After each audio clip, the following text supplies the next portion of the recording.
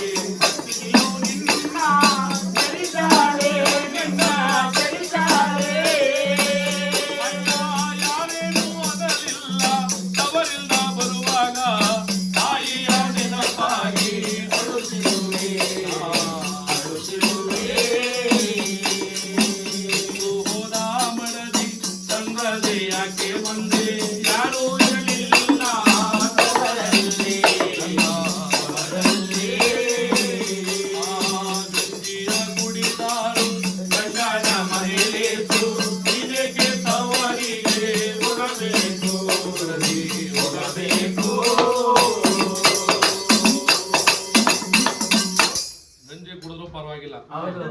ಗಂಡನ ಮನೆ ಲೇಸು. ಗಂಡ ಹೊಡಿಲಿ ಗಂಡ ಬಡಿಲಿ ಹಾ 3 ಕ್ವಾರ್ಟರ್ ಹಾಕೊಂಬಂದಿ ಇಕ್ಲಿ. ಹಾ. ಎಷ್ಟು 3 ಕ್ವಾರ್ಟರ್ ಕೊಡೋದು ಅಂತ ಮನೆಗತನ ಬಾಯಿ 3 ಕ್ವಾರ್ಟರ್ ಕೊಡ್ರೆ ಅಲ್ಲೇ ಮನೆ ಕತ್ತ. ಹೌದು. ಹಾ. ಗಂಡ ಹೊಡಿಲಿ ಗಂಡ ಬಡಿಲಿ ಗಂಡನೇ ದೇವ್ರು. ಹೌದು. ಪತಿಯೇ ಪರದೈವ ಪತಿಯೇ ನಿತಿ ಮೋಕ್ಷ ಪತಿ ಇಲ್ದೇ ಇರ್ತಕ್ಕಂತ ಶ್ರೀ ಜನ್ಮ ಹಾ. ಪಾಷಾಣಕ್ಕಿಂತ ಕಡೆ ಅಂತೇಳಿ ಆಗಿನ ಕಾಲದಲ್ಲಿ ಬಾಳೋರು. ಆಗಿನ ಕಾಲದಲ್ಲಿ. ಮೂವರ ಕಾಲದಲ್ಲಿ ನಿಜ. ನೋಡಿ, ಇಲ್ಲಿ ವಯಸ್ಸಾದವ್ರು ಅವ್ರ ಕಾಲದಲ್ಲಿ ಹಾ. ಆಗ ಯಜಮಾನ್ರ ಅಷ್ಟು ದೂರದಲ್ಲಿ ಬರ್ತಾವ್ರೆ ಅಂದ್ರೆ ಚೊಂಬ್ ಹಿಡ್ಕೊ ಕಾಯ್ಕೊಂಡು ನಿಂತ್ಕೊಳ್ಳೋರು.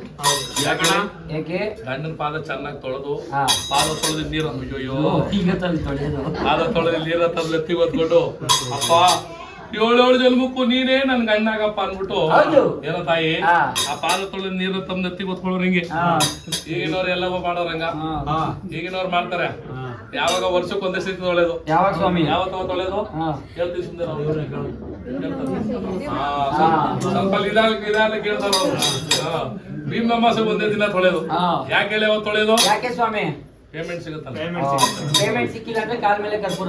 ಪೇಮೆಂಟ್ ಸಿಗ್ಲಿಲ್ಲ ಅಂದ್ರೆ ಕಾಲಲ್ಲಿ ಗರ್ಭ ಹಾಗೆ ಭಗವಂತ ಹಾ.